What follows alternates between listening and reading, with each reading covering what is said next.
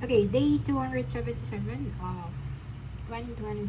Okay, so for now, let's have addition and subtraction of rational expressions po.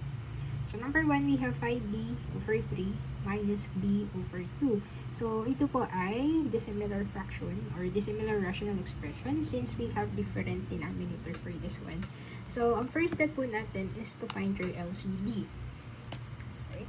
So for our LCD po, so just like this sa ating normal fractions, so LCD of 3 and 2, so just multiply 3 times 2, that will be 6.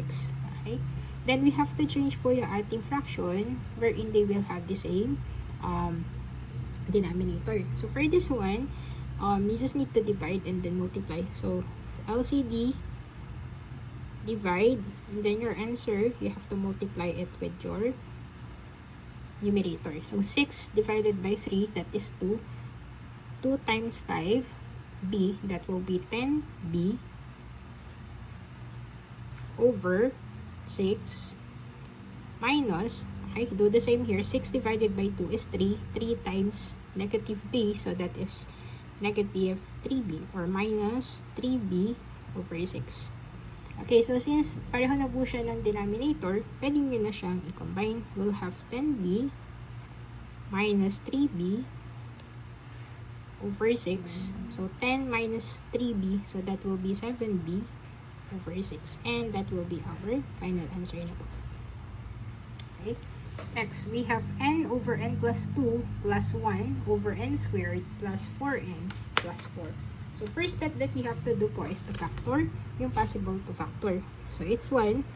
Factor po natin siya.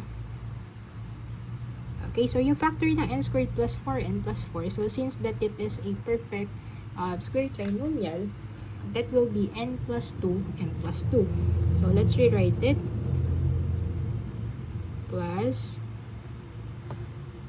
n plus 2, n plus 2. Okay, so that is the factor of n squared plus 4n plus 4. Next is to find your LCD. So again, your LCD po natin is the least common denominator wherein you can divide po yung fractions. So lagi po yung highest natin. So since meron tayo dito n plus 2 tapos dalawang n plus 2. So your LCD will be n plus 2 squared. Okay?